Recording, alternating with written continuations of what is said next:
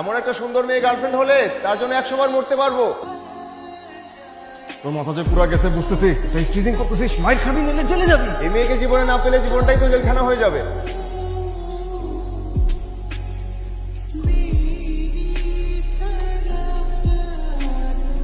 আপনি তো দেখছি খুব ফাস্ট, অনেকদিন ধরেই মনে মনে প্র্যাকটিস করছি, খুব কথা জানেন। যাতে আপনার মতো এত সুন্দর কাউকে পেলে হুট করে বলতে গিয়ে কে হারিয়ে না হয়। আমি কিন্তু অনেক গভীর, নিজের খেয়াল রাখি, যেখানে নিজেকে হারালে খুঁজে পাবেন না। আমাকে হারানোর ভয় আমার নাই, আপনাকে হারাতে যাচ্ছি না। রিস্ক আছে কিন্তু। ইশকে রিস্ক থাকবেই। বাবারে বাবা, এত বড় বড় কথা বলে এখন গায়ে। আমার মনে হয় আশেপাশে কোথাও আছে, লুকিয়ে লুকিয়ে আমাকে দূর থেকে দেখছে। তোর এখন থাকার দরকার ছিল দিশার বাসা নিচ্ছে, ওটা না করে তুই আমার সাথে ছাদে বসা, আমি চা খেতেছি, তুই মোবাইল টিপতেছিস। ভালোবাসা হলো বাষ্পের মতো, জমতে জমতে মেঘ হবে, তারপরে বৃষ্টি। একটু ভাবুক না, একটু খুঁজুক, একটু অপেক্ষা করুক, তারপর আমার সামনে আসলে যে হাসিটা দিবে না, বিল গেটস এর কত টাকা, আর ডাবল টাকা দিলেও এই হাসি পাবে না।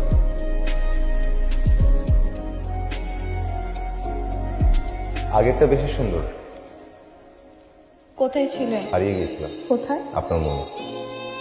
পথ খুঁজে পাচ্ছিলাম না বের হওয়ার, তারপর ভাবলাম থেকে যাই, কেউ যেহেতু তাড়ানোর চেষ্টা করছে না। নাকি নিয়ে আমার টেনশন করা উচিত না, তাও করছে।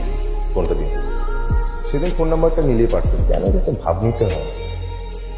কিশোর, আপনার সম্পর্কে কিন্তু আমি কিছুই জানি না। তাহলে চলেন কফি দিতে যাই, সব জানিয়ে দিচ্ছি। নট ইন্টারেস্টেড, অচেনা মানুষ। তাহলে আমার বাসায় চলেন, হ্যাঁ, সবার সাথে পরিচয় করিয়ে দিয়ে আপনি পরিচিত হবেন না।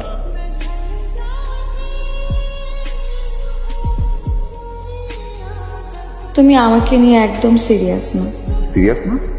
আচ্ছা তুমি আমাকে বলো যে একটা ছেলে কি কি করলে তোমার জন্য তোমার মনে হবে যে এই ছেলেটা সিরিয়াস?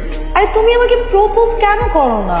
ভয় পাই। কিসের ভয়? এই যে তুমি যদি আমাকে রিফিউজ করে দাও, এটা তো আমি মানতে পারবো না। তবে 100% গ্যারান্টি, একদম শিওর, তুমি যদি আমাকে প্রপোজ করো তাহলে আমি রিফিউজ করবো না।